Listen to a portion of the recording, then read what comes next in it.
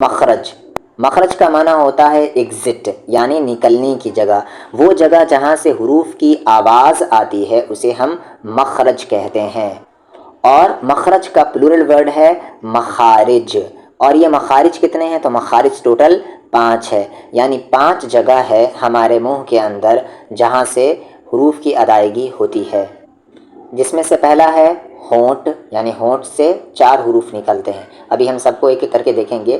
دوسرا جگہ ہے زبان، اور تیسرا جگہ ہے حلق، اور چوتھا جگہ ہے منہ کا خالی حصہ، اور 5واں جگہ ہے ناک کی بانس۔ انہی 5 جگہ سے سارے حروف کی کیا ہوتی ہے؟ ادائیگی ہوتی ہے، یہیں سے سارے حروف کی ایگزٹ ہوتی ہے، انہی 5 جگہوں سے، جسے تجوید کی زبان میں یوں کہا جاتا ہے الجوف۔ جوف کا مطلب ہوتا ہے منہ کا خالی حصہ، حلق یعنی تھروٹ، لسان، لسان ہم کہتے ہیں ٹنگ کو، زبان کو، الشفتان، شفتان کہتے ہیں ہم لپس کو، اوپر والا اور نیچے والا دونوں کو ملا کر کہتے ہیں ہم شفتان، اور اگر سنگولر کی بات ہوگی تو پھر ہم اسے شفاہ کہیں گے، شین پہ زبر آئے گا شا اور فا پہ زبر آئے گا فہ، شفاہ یعنی ہونٹ، ایک ہونٹ کی بات ہوگی چاہے اوپر چاہے نیچے، اور جب 2 کی بات ہوگی تو ہم کہیں گے شفتان۔ تو ہونٹ سے حروف نکلتے ہیں اور 4 نکلتے ہیں، اور وہ آج کے سبق میں ہم دیکھیں گے۔ اور 5واں ہے الخیشوم، یعنی نوز، نوز سے کچھ حروف کی ادائیگی ہوتی ہے۔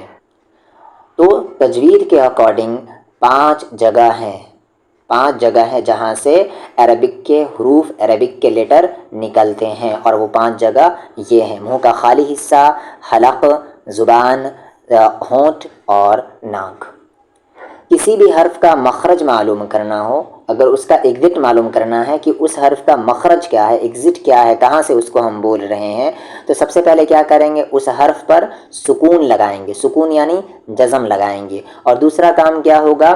مثلا مان لیں کہ میم کا مخرج کیا کرنا ہے، آپ کو معلوم کرنا ہے، تو میم پر کیا ڈالیں گے؟ یہاں پہ جزم ڈال دیں گے، اور اس سے پہلے الف لیں گے اور الف پر زبر ڈال دیں گے۔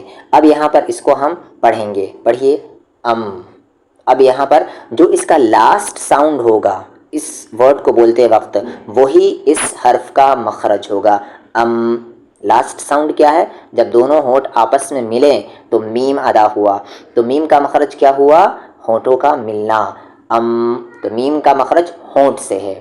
ایک دوسرا لیٹر لے یہاں پر، جیسے یہ با، تو با کا مخرج اگر آپ کو پتہ کرنا ہے تب کیسے کریں گے؟ یعنی با لکھیں گے، با پہ جزم دیں گے اور اس سے پہلے الف اور اس پہ زبر۔ اب اس کو پڑھنے کے بعد جو آخری ساؤنڈ ہوگا وہی اس حرف کا مخرج ہوگا، جیسے اب، تو اب بھی کیا ہے؟ با کا مخرج کیا ہوا؟ دونوں ہونٹ کا ملنا۔ اب ڈیٹیل میں ہم دیکھیں گے۔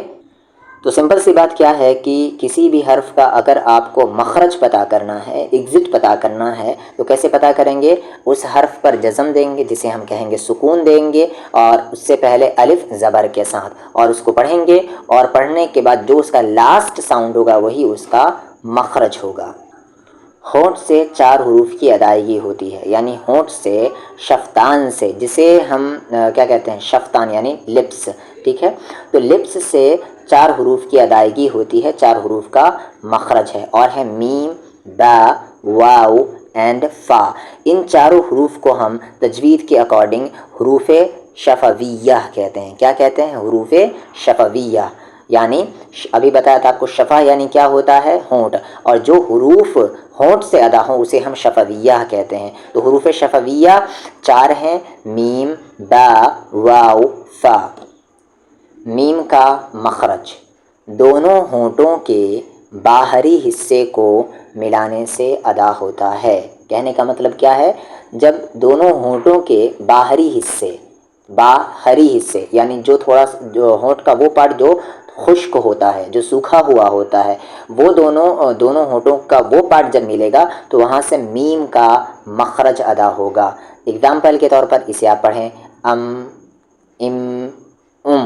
جو اس کا لاسٹ ساؤنڈ آ رہا ہے وہی اس میم کا مخرج ہے۔ تو دونوں ہونٹوں کے باہری حصے یعنی خشکی والے حصے، جو سوکھا ہوا رہتا ہے وہ حصہ جب ملے گا تب وہاں سے میم کا مخرج نکلے گا۔ اگزامپل میں یہاں پر الحم، ہم، تو یہ میم کا مخرج کیا ہوا؟ دونوں ہونٹوں کے باہری حصے۔ للہ رب العالمین، یہاں پر بھی میم کا مخرج دیکھ لیں۔ پھر با کا مخرج کیا ہے؟ دونوں ہونٹوں کے اندرونی حصے، میم کے مخرج میں کیا تھا؟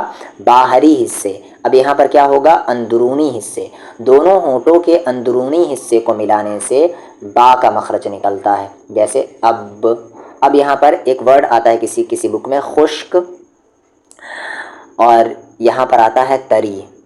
خشک مطلب ہوتا ہے سوکھا ہوا، تری مطلب ہوتا ہے گیلا۔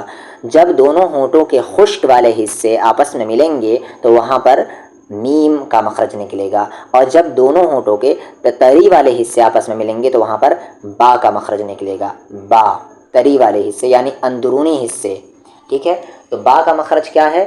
دونوں ہونٹوں کے اندرونی حصے کو ملانے سے با کا مخرج نکلتا ہے، جیسے یہاں پر اب دونوں ہونٹوں کا اندر والا حصہ ملا، جو تھوڑا گیلا رہتا ہے وہ والا حصہ ملا، اب الحمدللہ رب اندر والا حصہ ملا، تو یہ با کا مخرج ہوا۔ اگر غلط ہونا بھی ہوتا ہے تو اس واو کے مخرج میں ہوتا ہے، کہ واو کا مخرج کیا؟ دھیان سے دیکھیں، دونوں ہونٹوں کو گول کیجئے، پھر الگ کرتے ہوئے کہیے واو، جو انگلش میں ورڈ آتا ہے واو، وہی بالکل وہی، ٹھیک ہے؟ واو، انگریزی کے وی کی طرح نہیں کہنا، یعنی جو اوپر والا دانت ہے اس کو نیچے والے لپس میں آپ کو ٹچ نہیں کرنا ہے، وی ایسے نہیں کہنا ہے، واو گول رکھنا ہے آپ کو۔ جیسے آپ وین بولتے ہیں، واٹ بولتے ہیں، تو وہاں پر ہونٹ کیا ہوتے ہیں؟ گول ہوتے ہیں، اسی طریقے سے آپ کو کیا کرنا ہے؟ واو کا مخرج بولنا ہے، ہونٹوں کو بغیر گول کیے ہوئے واو کو نہیں پڑھنا ہے۔ جیسے سورہ فلق کا یہ ورڈ ہے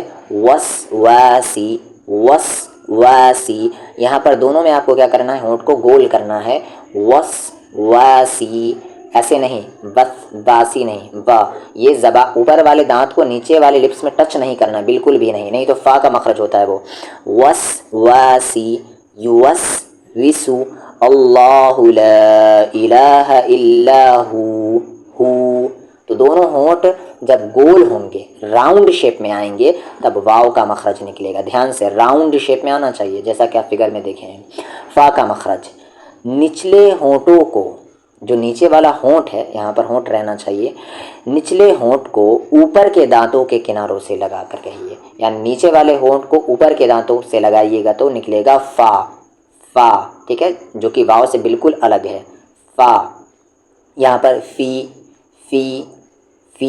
ٹھیک ہے؟ یہ والا ورڈ لیں، بولیں اف، یا آپ نے یہ ورڈ سنا ہوگا اف،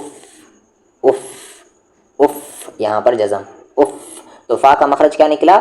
نیچے والے ہونٹوں کا، نیچے والے ہونٹ جب اوپر والے دانت ملیں گے تو فا کا مخرج نکلے گا، اف۔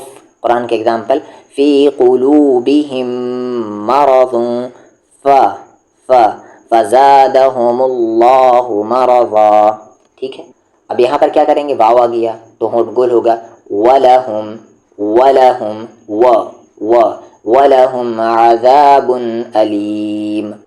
تو آج کے سبق میں ہم نے دیکھا کہ 4 لیٹر ہیں جنہیں ہم حروف شفویہ کہتے ہیں، وہ ہونٹ سے ادا ہوتے ہیں، اور وہ ہے میم، با، واو اینڈ فا۔